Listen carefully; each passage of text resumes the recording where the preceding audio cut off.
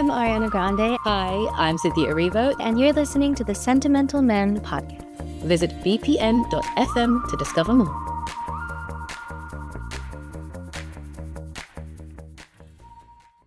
Cynthia Erivo, thank you so much for joining us on Sentimental Men today. Oh, it feels good to say. This is such a moment.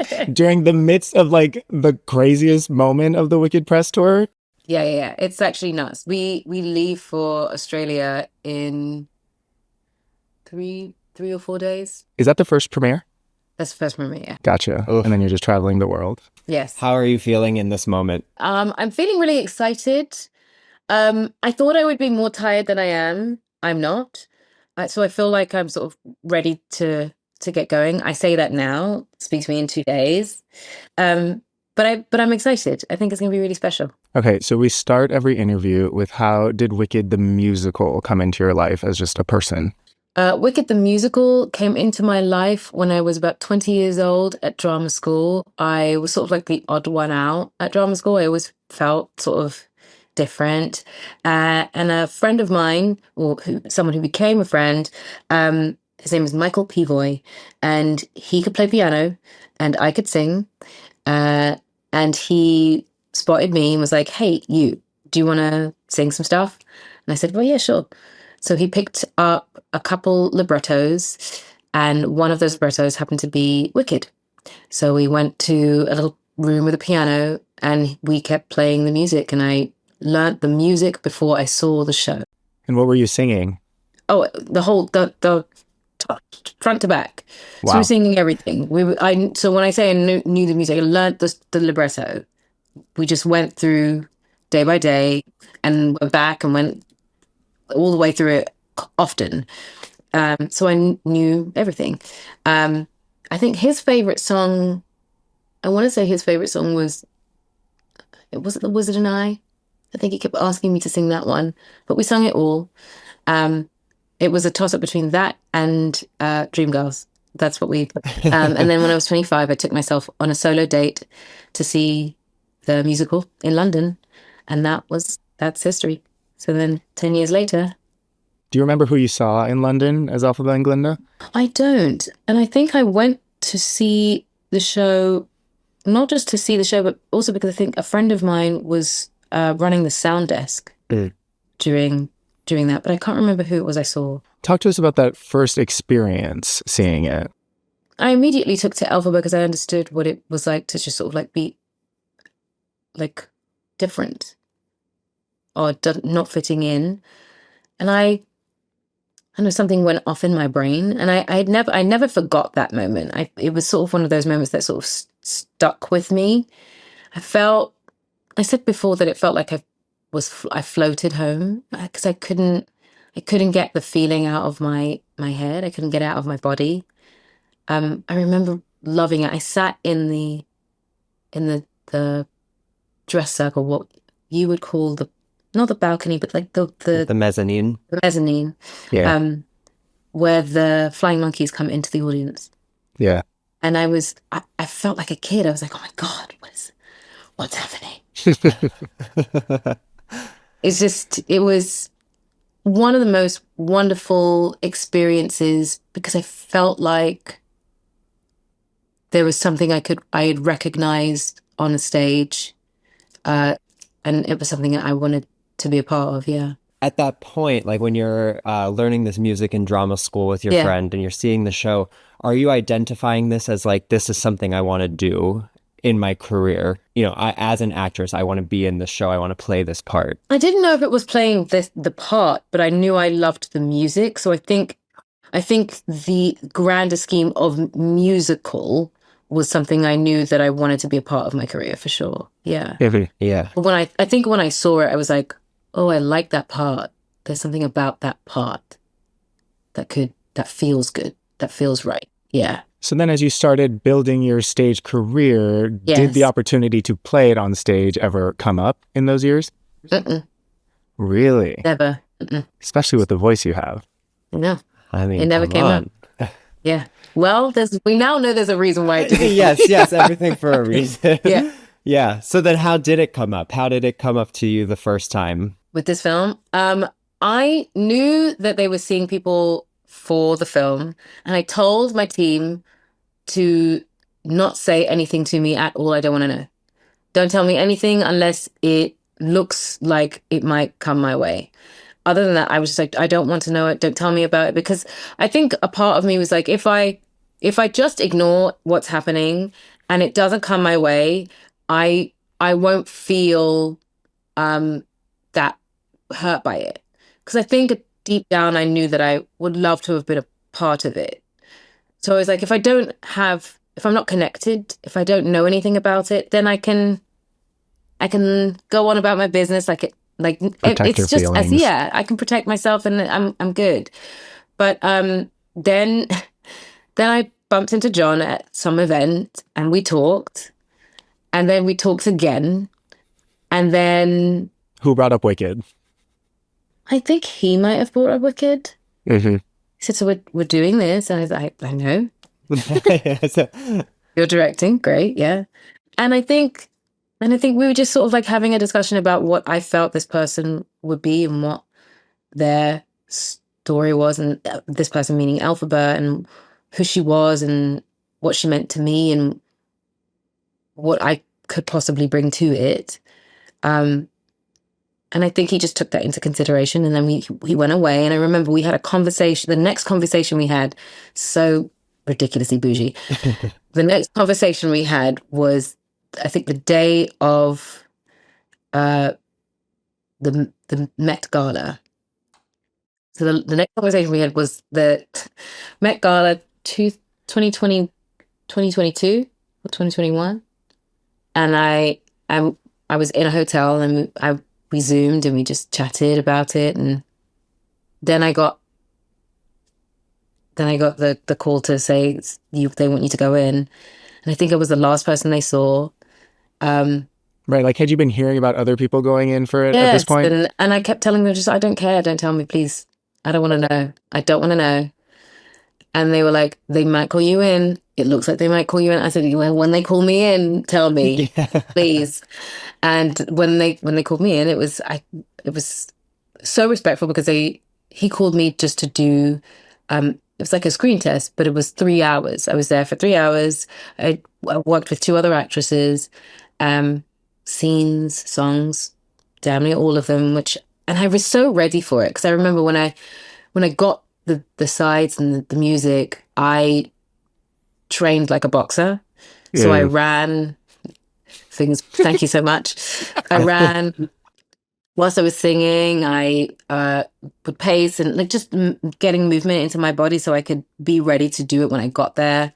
Learned this, was singing in the shower over and over again, repeating everything over and over again, reading these scenes over and over again, because I just wanted to be, when I got there, I wanted to be so present in it that I wasn't really thinking about which words were coming out of my mouth, which song was coming out.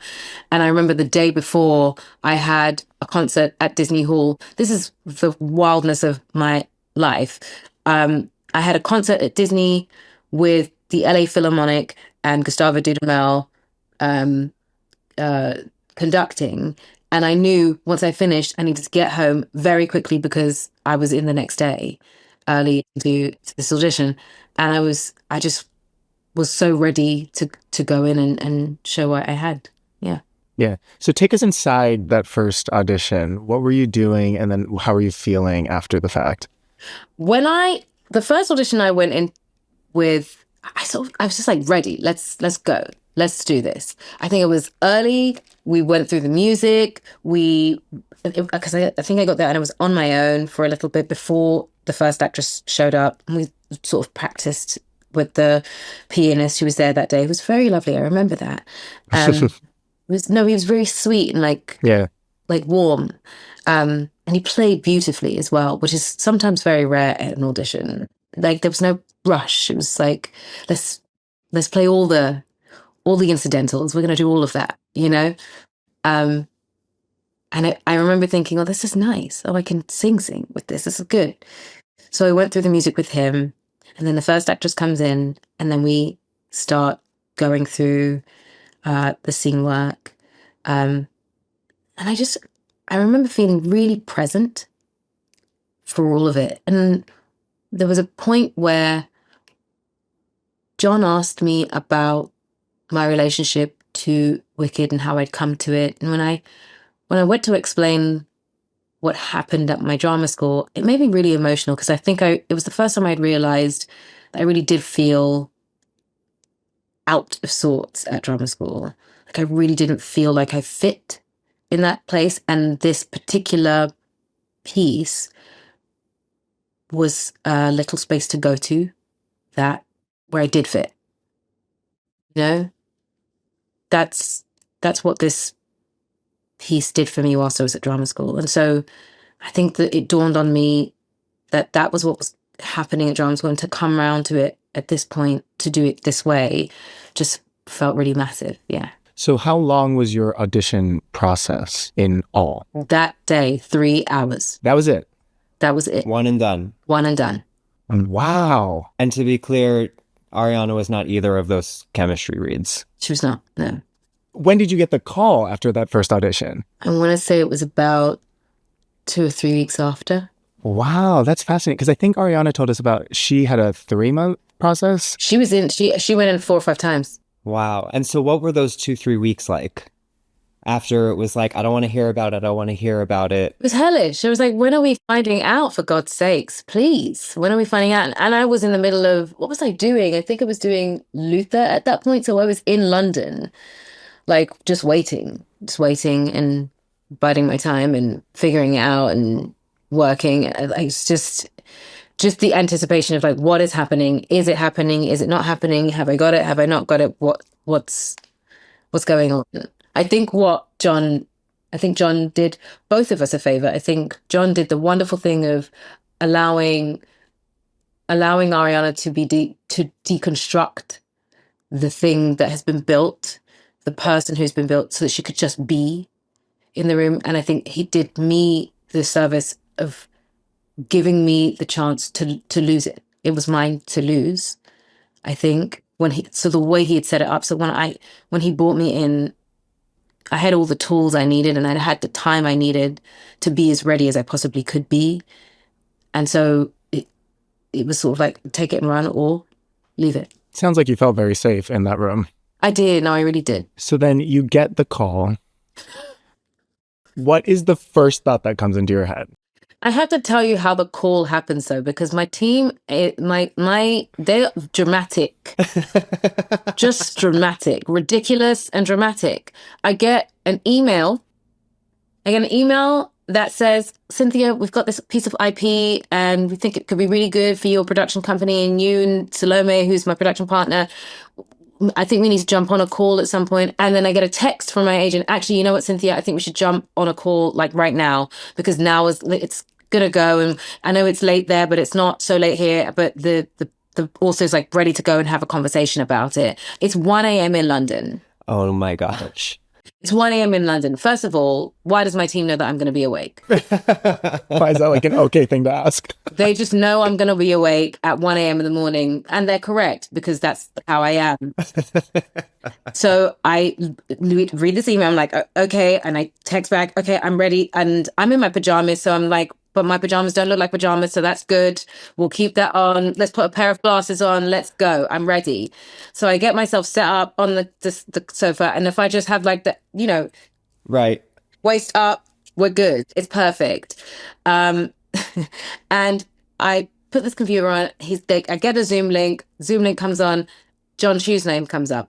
It's 1 a.m. in the morning, remember? So I go, John Chu. Maybe he knows something about the book. I don't know. Then faces start coming up on the screen. I still don't have it. I'm like, what is this book? I guess there's another book to talk about. Maybe everyone's involved. Who knows? Like, all right, who's leading this meeting? Like nothing is connecting. Nothing's connecting. And then John starts to talk about this girl who was at this drama school who felt like she was out of sorts, and she would go to this room and sing the music, and then she walks into this room one day and starts singing about this green girl, and I'm like, and now everything's starting to piece together, and I'm like, don't play with me.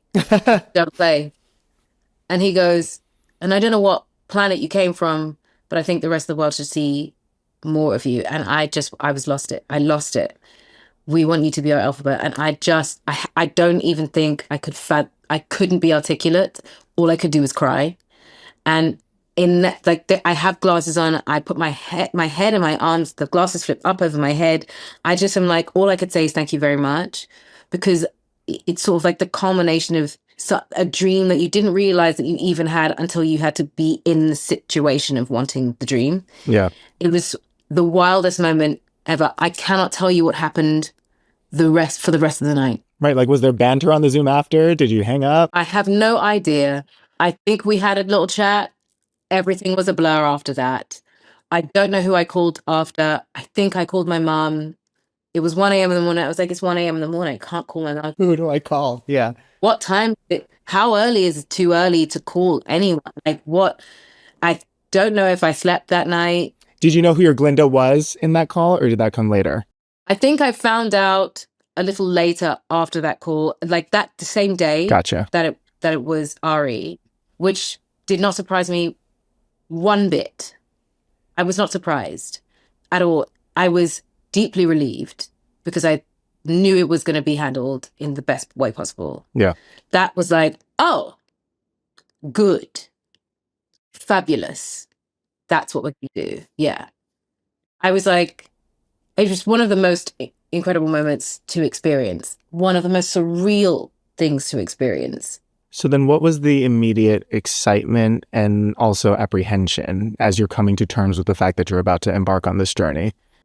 The excitement, I don't think either one of us could fathom how big this was. I think we had an idea of the fact that this was big, but I don't think we really let ourselves understand the size of it. Even seeing what it's doing now, I'm like, wow, this is a thing. This is a thing. I love Wicked, and this is a thing. This is a thing. But every day feels like, oh, this is like a thing. This is a thing. Yeah, yeah. You know, when you see people running to Target and grabbing Stanley Cups and fighting over Stanley Cups, you're like, oh, this is a thing. And someone, a doll with your face on it. Yeah, I mean, hello. Comes to you and someone says, can you sign my doll? And you go, my face is on a doll. A Mattel Barbie. I'm a Barbie, guys. You are a Barbie. My nose and my lips are on a Barbie. Like, what is happening? None of us could fathom that this would be what it is right now. I went through times. I was driving past Times Square, and there's the most ridiculously huge billboard combined with a huge moving billboard and a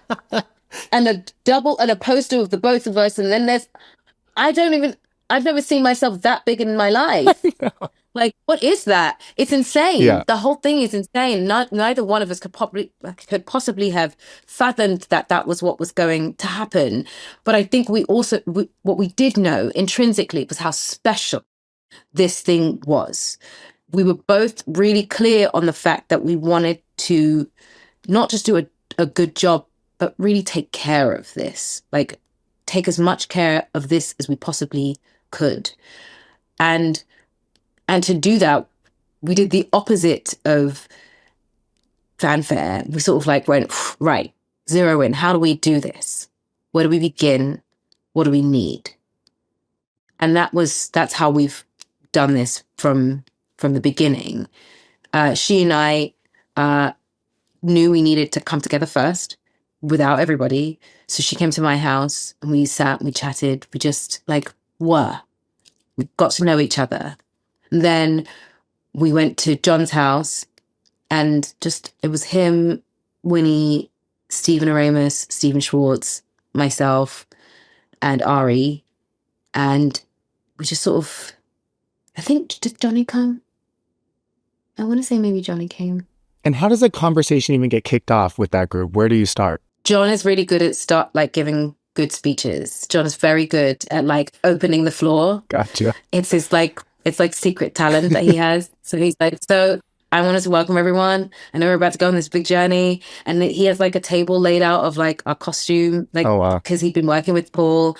So Paul has like some examples of what the costumes might be like. And he has sweet man. He got little trays, like little yellow brick roads for us, like model yellow brick roads for each of us. So we have that, and each one of us signed it. So we have this, I have mine put on a tray, and like I've kept that. And so we have it, he opens the floor up that way.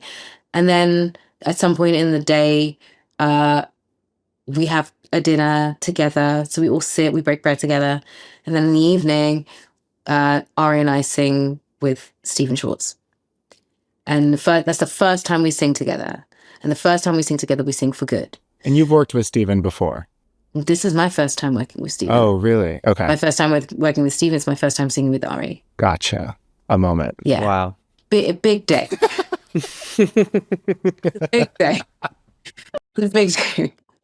But it was wonderful. And I think that moment for Ari and I was really special because it was the first time we had heard our voices together. Mm-hmm. And we quickly realized that it works. Yeah. And there is nothing more wonderful than realizing that your voice works with someone else's. It is really special, especially if this is the first time you've sung together. Right. We had not practiced. We had not sung this before. It just worked. Yeah. Were there tears? Oh, yes. Yeah. Yes. I have tears. Yes, there were tears. Yes, there were tears. We were both speechless. We didn't know what to say. It's because it's an emotional thing to be able to, an emotional and vulnerable thing to have to sing with someone when you've not sung with them before. You really do have to open yourself up to that person and allow yourself to hear them, and you allow yourself to be heard, to combine your voices the way that happened. And we did it immediately. And that was really special. I think that moved us both. It was sort of like an indication of what the rest of this was going to be like. If we could do that without having done this before, if we could do that with no practice, if we could do that in front of a room of people, with nothing, no makeup, nothing, then we could really do this. Yeah. You know, you and Ariana have both talked about this pact you made at the beginning of the process to protect and take care of each other. Can you talk a little bit more about what that looks like day to day as you go through this journey? Day to day, it's sort of allowing, we're making decisions together, always making decisions together, always moving together. So I'm never over there and she's over here. We're always like in tandem. And we were always looking out for each other as well. So if, say for instance, if there's a particular scene that needs a little quiet, or I need a little bit of privacy or time, and it doesn't feel like that, she would take on the task of going, hey, she needs quiet. Or if Ari is in a particular scene, because we both need different things to make the moment. We both need different things to get us where we need to be. Ari needs contact when there's emotion. So she needs to be close. So I just be there with her for a second. And sometimes I need to be like alone to find myself in it. And she would give me the space. Or if we're working on something and both of us need a break and it feels like it's running away from us, both of us make the agreement, should we ask, I think we should take a break, but should we ask? Then we ask together, hey, both of us would really love a break if that's possible, you know? Sort of taking the responsibility to work in the atmosphere together. Mm-hmm. That's sort of it. And also just like being comfortable, having conversations, because we built this relationship not just for Wicked, but for outside, for us as two human beings outside of this film, but as like two women together. So that means opening yourself up to conversations that might have to come up, things that, you know, if I've had a bad day, then I want to have the conversation with her. And it's not necessarily the prettiest conversation, but she's open for me to have that conversation. If she hasn't had a great day and something's going on and she wants to discuss something and figure something out, my phone is on, or if I need to come over, she has to come over, whatever it is. We're always there for each other, not just for the good moments, but for the moments that are a little more complicated, you know? Yeah.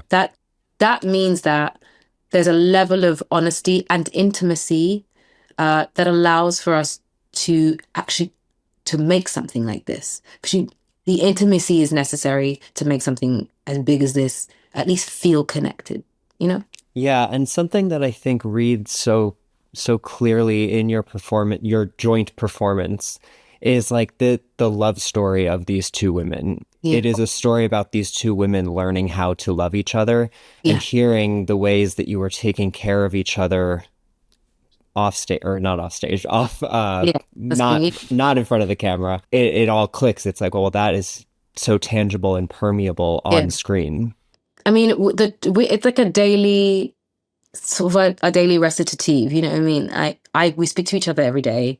If we don't speak to each other every day, we will have texted each other, even if it's just like, hey, have a good day. We'll just, what's going on? I have to do a speech at something, and I was running it and checking it and rewriting, and I wasn't sure about it. So I was like, I've read it to her already, and then I had to go away and rewrite something else, and I sent it to her. It's like, I finished it, but she remembered that I was writing the speech. So she said, hey, I think you're finishing the speech today. Send it to me if you want. Let me have a read I want to hear how it's going. So I sent her the speech. She read it. She was like, that feels good. It feels really genuine. I was like, there's nothing that we need to like change. No, that's really great. I like that. I love this. And picking specific moments. So it's like a true, honest understanding of what I'm doing. And music comes, while she was making her album, I was making my album. So I'm listening to her music. She's been listening to my music. I finally finished mine.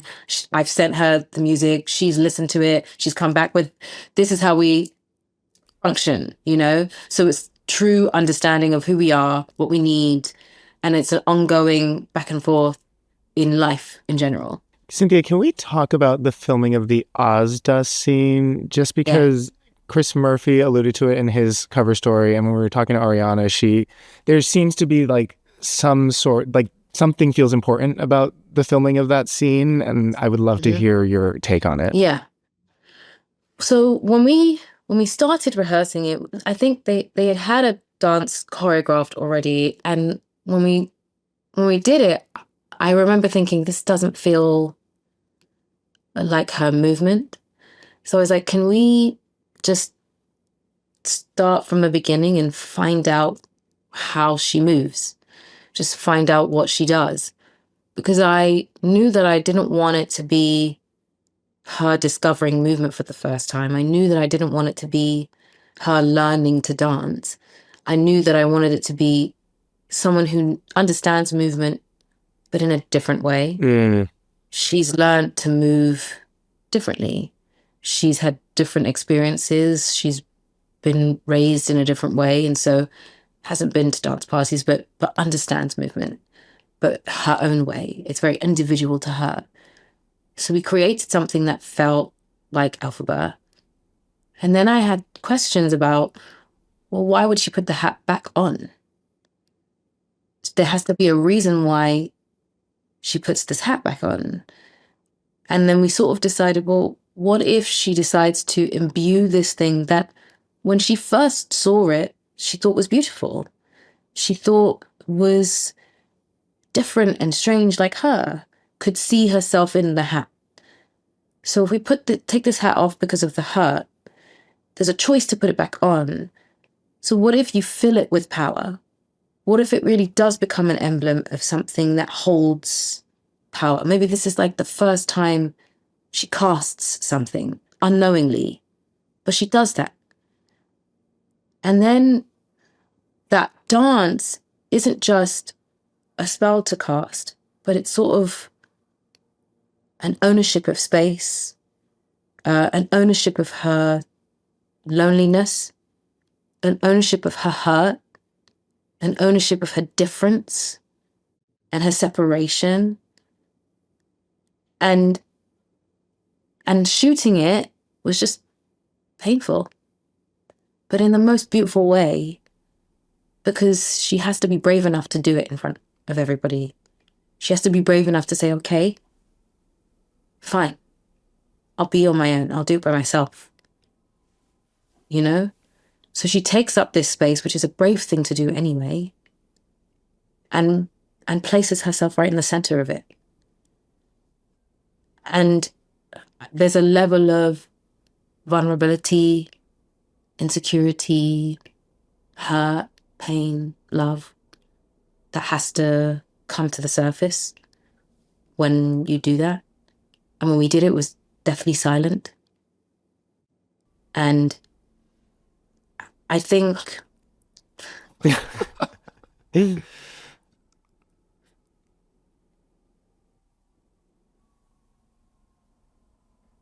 And what are you as Cynthia bringing to that moment?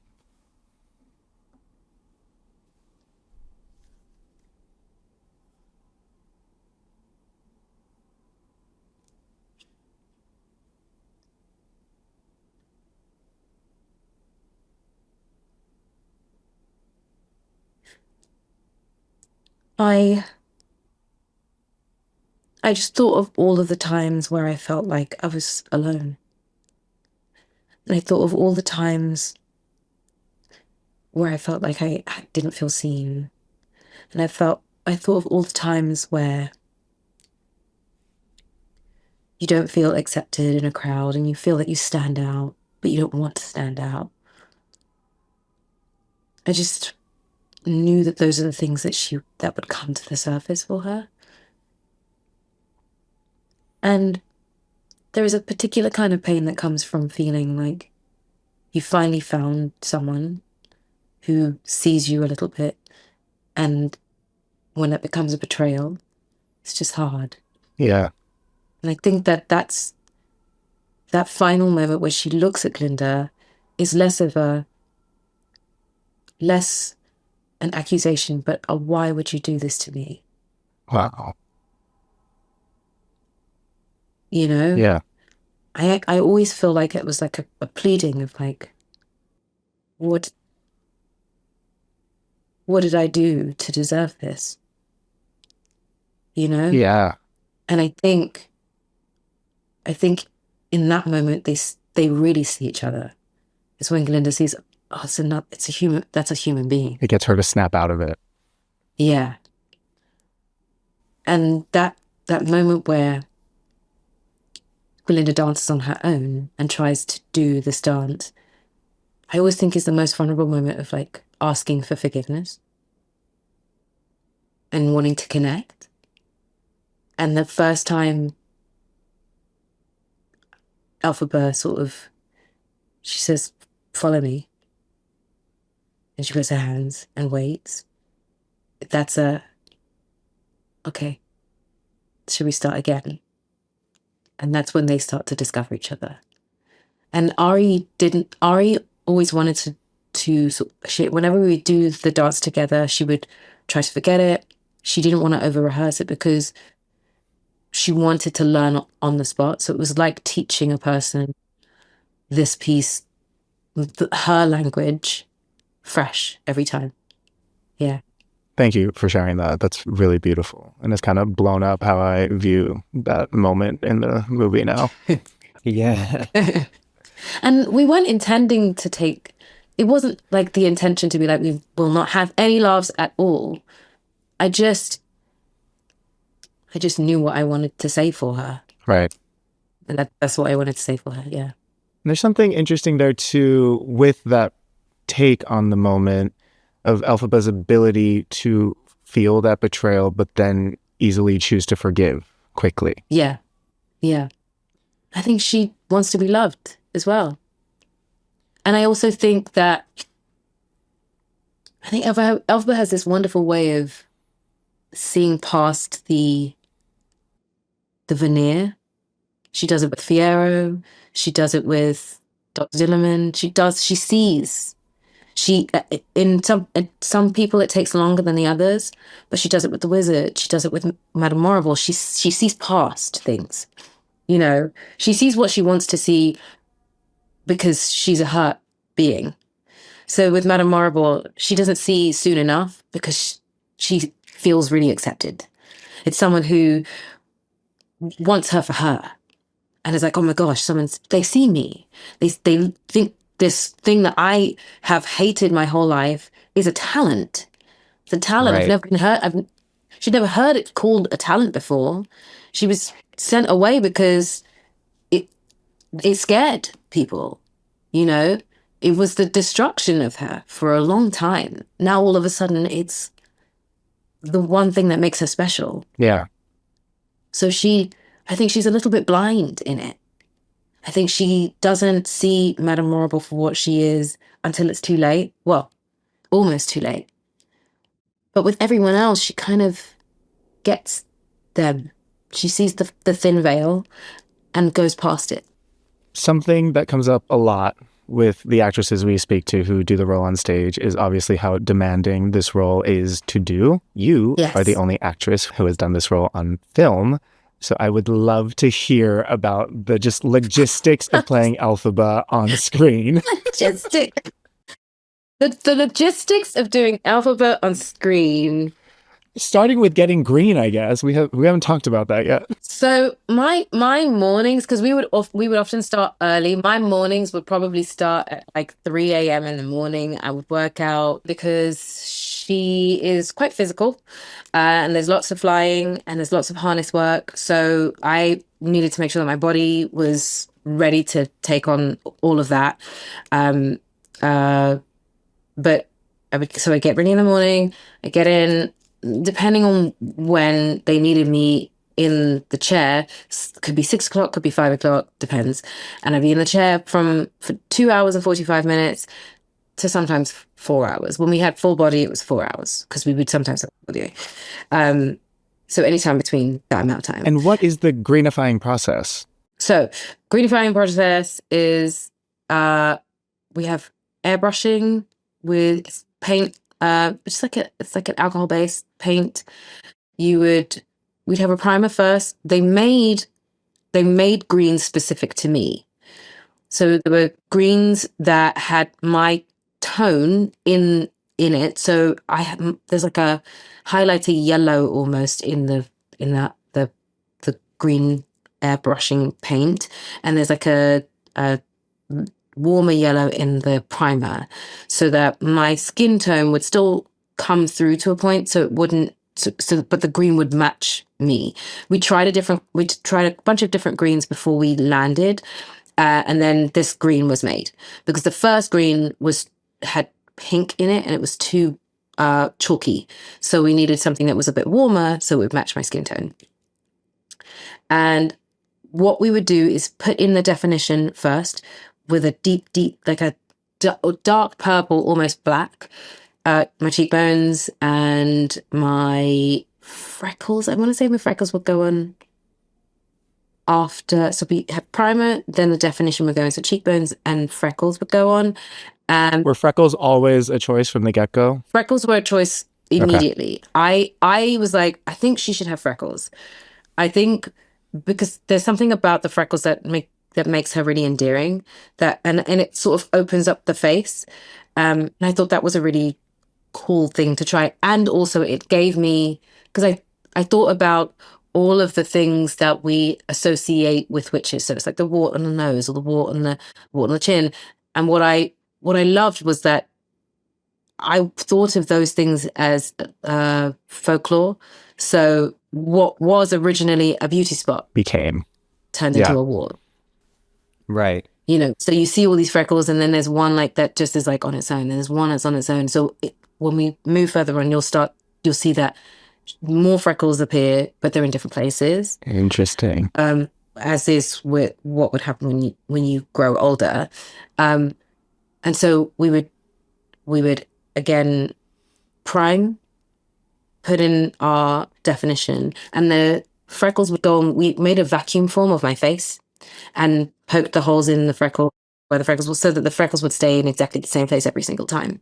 Brilliant. So that was what we would do. And then the airbrush would go over. Now my head would be airbrushed because when you put the wig on, my scalp also needs to be green. Right. So when my hair moves around, you see my scalp through the braids, but it's my scalp that is green, which I loved because it meant that it felt like it's all connected. And the wig itself had tinted green lace. So it wouldn't show. It was like it disappeared on my head. I didn't necessarily need to take out my piercings. Now they weren't earrings like this, but they were all flat studs. So we had prosthetics over my ears. So we do prosthetics to cover up the holes in the piercings. So the ears that you see aren't they're my ears, but they're not. They're covered by a prosthetic. Right. But the prosthetic is my color first. So they would actually spray that to be the matching green. This process. It's really long. The wig itself was always styled, and we knew that you'll see that there's like a little baby hair, there's like a little curly baby hair that's always in the front of my head. We were very specific about that one kiss curl, that tiny little baby curl that was always in it. Sometimes it's facing this way, sometimes it's facing that way, but it's always there. But my wig stylist and wig maker worked together to make sure that the hair would change as we go along. So in the beginning, it's sort of in a side braid, tight together. And you'll notice as we go through, it gets looser and looser. So then it goes to, we have the rolls. And that, when we get after the Ozdust and she's been Galindified, I asked for them to give me a hairstyle that was Galinda adjacent, which is why you get that sort of like...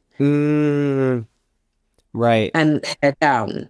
And then when Fiera walks by and says, you don't have to do that, that roll becomes this. So it's like a proper Victoria roll. And then the rest is just like that. So she starts to find herself stylistically as we move through the piece. And that was something I knew I wanted to do, grow her as we went along. And the braids get a little longer and they get a little freer, they get a little wavier, so there's more movement in it. You're going to be stunning in the second movie. Yeah. The way we're trending. It's a thing. It's a thing. And it does change. The trajectory of it is like, it's moving towards something that feels freer and wilder, and it's a lot. And I love how we grew it. None of the makeup on my face, except for the definition, is any other color than green. Oh. So eyeliner is green. The eyeshadow, green. Lipstick, green. Right. Lip liner, green. It's all shades of green. But we found all the different shades of green so that we could find dimension in things. And something I wanted, because I was like, what I want is it all to come from the shades that it's her. So we used loads of different things. We had like a green gel so that the palms of her hands were green, but they still look like palms. Right. So they're not the same as the back of her hand. They're very much like, how your palms are lighter than the rest of you. Yeah. The green is slightly lighter and slightly translucent. So my skin tone comes through, but it's still green. We keep it coming. I love being involved in all of this. So I would do my lips and I would get in my eyes and stuff. So they would leave like my lips I would always do myself because I love to be involved in like the shading of it and making that happen. I would always do my eyeliner. Nails were a big part of this. I took the inspiration originally from the picture of Margaret Hamilton, which is to the side. Yes. When I went to, I've seen the picture many times, and then I went back to the picture and I thought, what am I seeing? So I saw a clip of the film and I realized, well, she has nails. She has a set of nails and they're really long, very long. Yeah. I was like, well, where does that come from? That can't just like come out of nowhere. So what do we do to make it feel like it's part of the DNA of her and it's just different enough for us to think, well, this isn't just like a full set of nails. It's just how her DNA does something to the way things grow. So she has nails. And so we went through a set of different ideas of what the nails could look like. And then we settled on the idea that it's just an extension of the green. So the first time you see her nails, they're sort of jade-esque. They're like an ombre green that get lighter towards it. And when she goes to the Emerald City, it changes because she gets there. We see them get their nails done. Right. And then they become darker on purpose because we're moving in that direction. And that is also something that progresses. To full. Yeah, something yeah. to lock away for two. Yes. And then John and I had a conversation about how far do we want to take the green? How deeply into her DNA do we want it to be? And I was like, what if we changed my eye color so that it feels like there's just one more thing that removes her a little bit? And so we went on a search for the right eye color. There were these green lenses that were really pretty. There were a pair of hazel eye lenses that were cool. We had some lenses painted. Wow. One with like blue like a blue iris, but like a hazel around it, and the one was with a green. And we tried them all, and some of them felt too far away, and you couldn't see through. Yeah, you can't see through to me. And he was like, it kind of cuts the audience off. It cuts us off, and we want to see your emotion. And the hazel didn't transform enough. So we landed back on the green because for some reason that green both let us in and held us at a little bit of a distance. So there's something different about her, but also you can come in. You almost forget you're green watching the movie. Yeah. Yeah. And I kind of wanted that. I kind of wanted it to feel like, oh, she's been in this skin her whole life. She sees this every day. This is not novel to her. No. Yeah. Yeah. What is the de-greening process every day? An hour and a half long. You're doing this every day? Every day. Most of the time, I would be the last person on set because I was still taking everything off. Oh my God. I couldn't go home with any of it. And if I went home with it, I couldn't take it off myself. So there's like a particular like oil or balm that takes all the green off. And we would have full skincare, the whole lot. And then I would go back because you would inevitably be left with like a sheen of green. So when I would get back home, I would then do another wash to get it all off. Did you have any skin issues through this process? No, my skin was the best it's ever been in my life. Wow. Insane. I don't know how that happened. Now that we're green, we then go into costume. And the costume was layers of things. Right. So it's like we've got sometimes if we were under if I had like most of my sleeves were kind of like sheer and see-through, so you could see my arms. And the problem with that is that if it's underneath and it's rubbing on things, then the makeup comes off. So we created like a netted top that went under everything that sort of stopped here where my makeup would stop if my arms were covered. And so it was the perfect match of green to the rest of me. So you have that.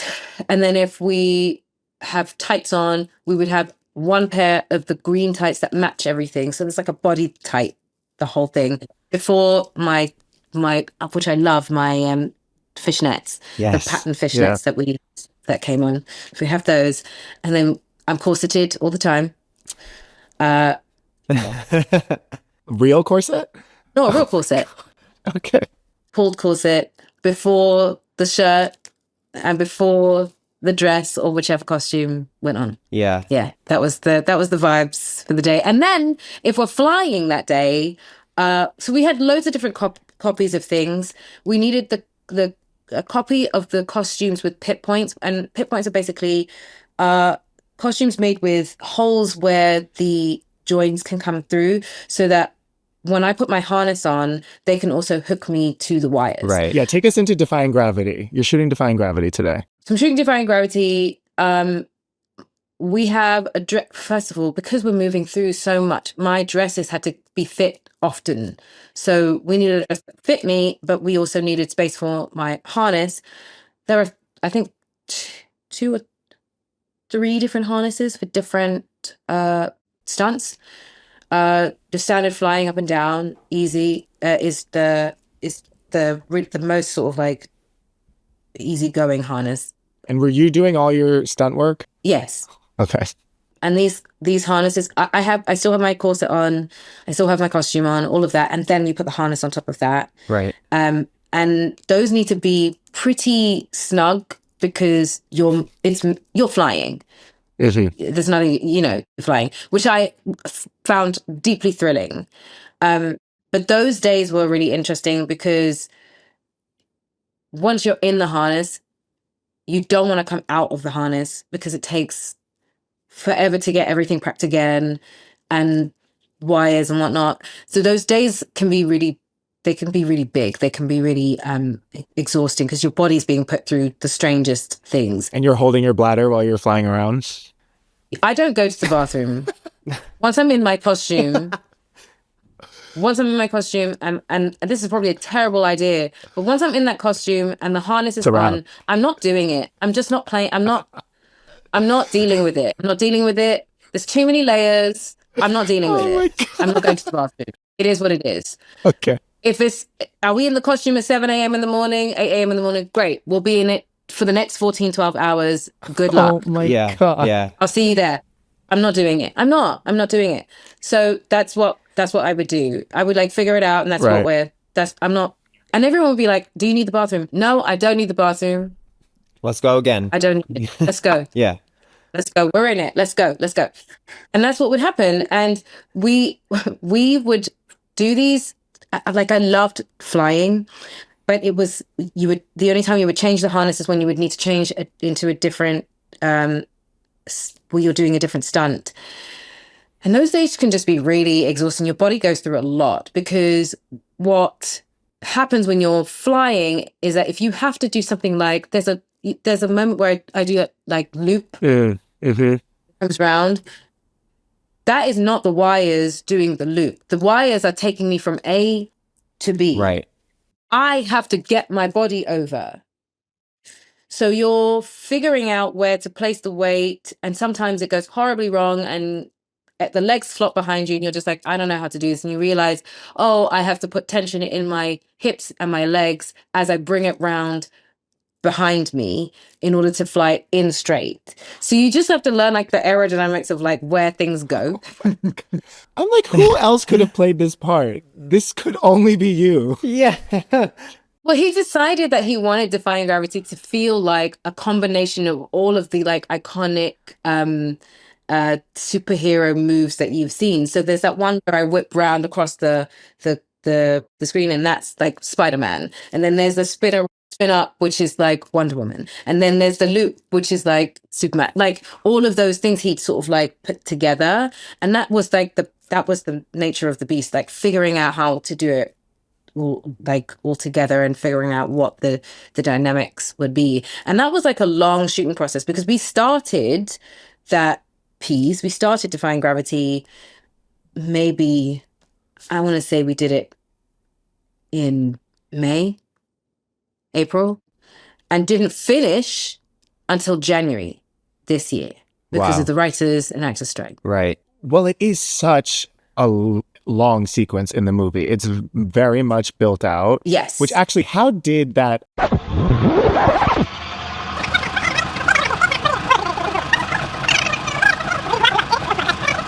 Takes the breath out of you. That little girl, she's so sweet, so lovely. And I loved seeing her little face and just like the wonder in it. I remember when I first met her, I met her when I was in the makeup. And she was so sort of, oh my gosh, just enamored. And whenever we could have some time together, if our paths crossed, which was not a lot, but we got a little time to be in the same space together. I remember we were shooting a scene and she hadn't seen me fly yet. So I asked if she wanted to see me fly. And she was like, yeah, I want to see you fly. So they bring her in by the monitor, and it's just like a descent in. So this is one of those, I like the flight, the taking off and the descending, because it was like really nice. We found out like what the language was and like how does she land. And you'll see more of that. That's coming. Did you get hurt at all through any of this? Only chafing. And chafing sounds funny until you actually have it. I mean, like my skin on my hips was burnt. Oh. Ooh.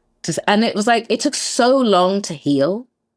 It just took forever. You get bruised, you get like, I think, well, maybe I did get hurt and I just can't remember. Like, I'm sure, like, I definitely had a bleeding, like a bloody nose at one point. Like, I don't know what happened. Can't tell you.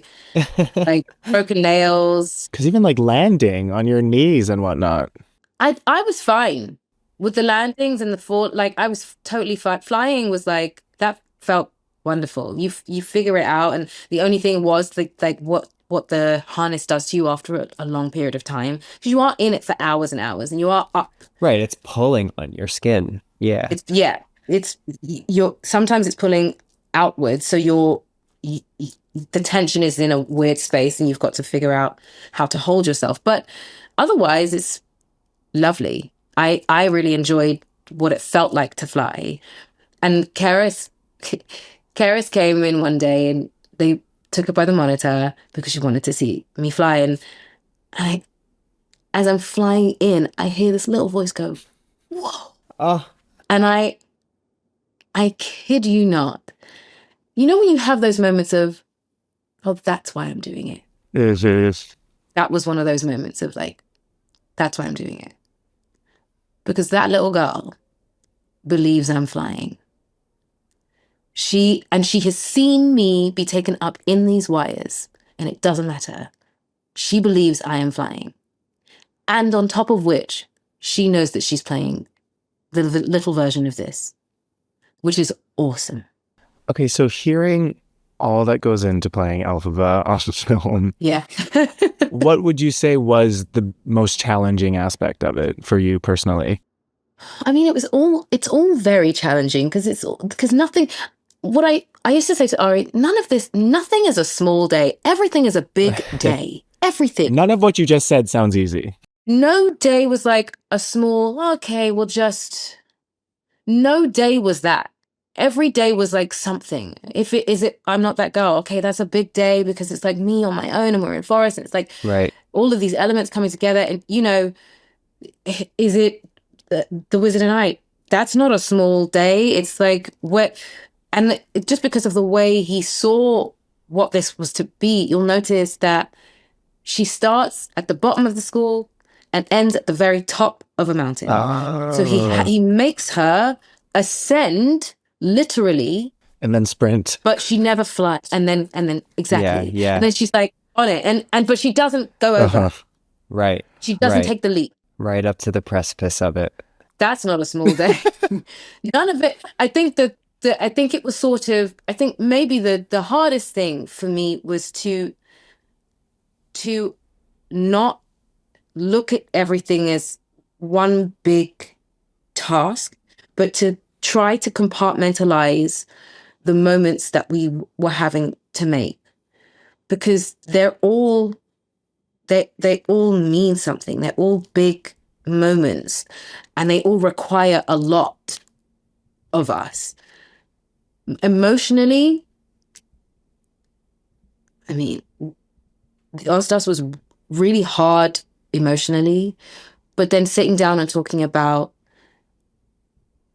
how her father hates her and then looking in the mirror and being told that she's beautiful, like that was an emotional moment. And having to like, how do we vacillate so we don't tip so far into it that we can't come back, because when we're in, we're like, how do we manage and measure how much she lets herself go and when, because she's sort of like reverberating with like hurt and pain. It's like it's there, so she doesn't necessarily live in it because it's sort of like literally in her skin, like it's on her. It's always like at the surface. So it's about how much do we give and how much do we hold. And I think that was one of the things that I had to like figure out. And like her rhythm, she doesn't have the same rhythm as me. She doesn't sound like me. So it's like managing what that is. She's a little drier. It takes her time a little bit more, We've been talking about what we love so much about your take on the role is she's not angry at the world. Like, she accepts that this is how she's viewed, and she's like made Yes. peace with that. She's not holding it against anyone. Yeah. That's just, it is what it is. Yeah. And I think that's like a really special twist. But I think that came naturally because I believed that she's, for someone who's been in this, she's been in the skin forever. It is not a surprise to her when someone is like, ugh. That doesn't surprise. Does it hurt? Yes. Is it surprising? No. It's something this is an everyday for her. So you can't be mad at the world if the world just is what it is. You know, it's something she's experienced her whole life. And I think that she's also experienced, you know, aspects like love, whether it be from Dulcibert or her sister. And she does love her sister, and she does love Dulcibert. And I think to a degree she loves her father and wants love back. But if I just thought, if she's mad at the world the entire time, how would she function? How do you function past that? And also there has to be, you need room. I want to get to rage, because she does get to rage. But if we start there, we have nowhere to go. I wanted her to start with a little bit of hope. I want whoever's watching to think, oh, there's hope. It might not go as bad as it might not go bad. She might connect.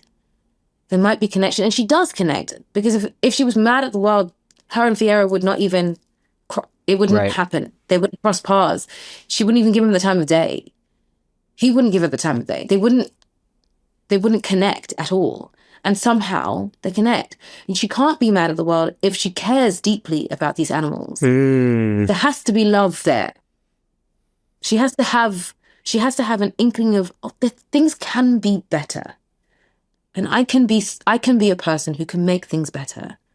I can be someone who if from my experiences, if I know what it's like to be an outsider, maybe I can change that for someone else. But you can't be mad at the world and do that. You can be frustrated. You can be moved by it. But if you're mad at it, if you're angry at it all the time, you can't, how can you get past that? Okay, we have to let you go, but there are a couple more things we want to touch on. Yeah. Can we talk about having...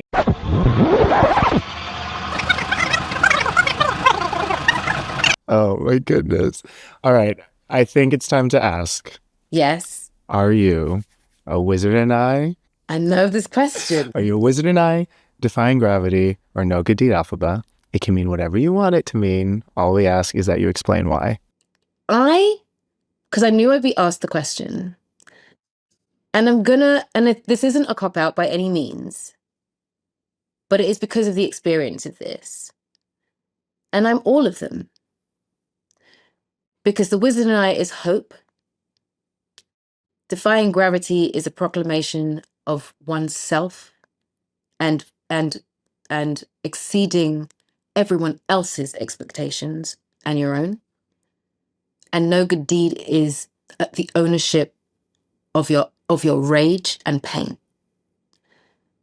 And I can be any one of those on any given day, and have been. And need to have all of those within you. And need to have all of those within me. I'm not ashamed of hurt and anger and pain. It has taken a long time to get to where I am. And that feels many times like I've had to fly above the expectations of even myself. And the wizard and I is something that is a hope and a bright light that feels like it has to run through everything. You have to believe that anything is possible all the time. And if I didn't believe that anything was possible, if I didn't believe that anything is possible, I probably wouldn't be sitting here talking about this. That's beautiful. Yeah. We had our money on you saying, I'm not that girl. Well, here's the thing. I'm not that girl. I love that song so much because what I love about it is that she knows that she's so different and she might not ever be the girl that gets picked, but that's okay. And I love that. because it's so true many times. For me, it's really true often. You're like, and I'm okay with being the one that isn't the one that gets picked all the time. Because when I am picked, look what happens. I'm meant to be. And what you do with that song in the movie is so singular and inspired. It really floored me. Thank you. Okay, we're going to wrap with a quick rapid fire about you can answer with your castmates. Okay. Okay, we're going to take turns. Okay. We did this with Ariana and it was Okay. crazy. Chaotic and crazy. Yes. All right. Most likely to be first to set. Ariana. Most likely to be the last one to leave set. Cynthia. Okay. Or Ariana, because she liked to hang around, but it would be me often. Most likely to option up during a song. Both of us. Most likely to take a keepsake from set. Ariana. Most likely to stay in character after the camera stops rolling. I think Ariana, but by default, me. I don't realize I'm still there, but I am. Yeah. Most likely to break character. Ariana. That's interesting. Or Bowen. Bowen would. Most likely to get the shot in one take. Michelle Yeoh. Okay. And the last one, most likely to cry on set. Both of us. Ariana did be like, is this a bit? The answer is me for every question. We cried a lot. She cried immediately, and I would be like, we have things to do, but then it would come. I would resist for a little bit, and then it would all fall to pieces. Yeah. And then what we're supposed to do? That set we had tissues all over the place. It would be the first AD crying, John's crying, I'm crying. She she's did say crying. you all were a little lost in the sauce and that kind of everyone was staying in character. Oh my God, it was crazy. I finished singing I'm Not That Girl, and Jonathan Bailey was crying, and I turned around, my first AD's crying. I'm like, God, we're never going to get through this. We're not going to get through this. You understand? It's hard enough here to do this without falling apart. We're not going to get through this, guys. You understand? But how good We to can't know do this every day. that everyone cared so much about creating We this movie. really did. I can't even... listen, that... Us doing Defying Gravity, that scene where she says, you're trembling, I have to... Let me get something for you. A mess. The room. Everyone. A mess. A mess. Us two in the theater. Like, how are we supposed to... I'm looking at you, you're looking at me. We're supposed to say goodbye at this point. It's just a mess. Yeah. A mess. Defying Gravity, the last moment before I fly up in the air, that was her last shot in the film. Oh, God. So that was my second to last shot in the film. Good luck, everyone.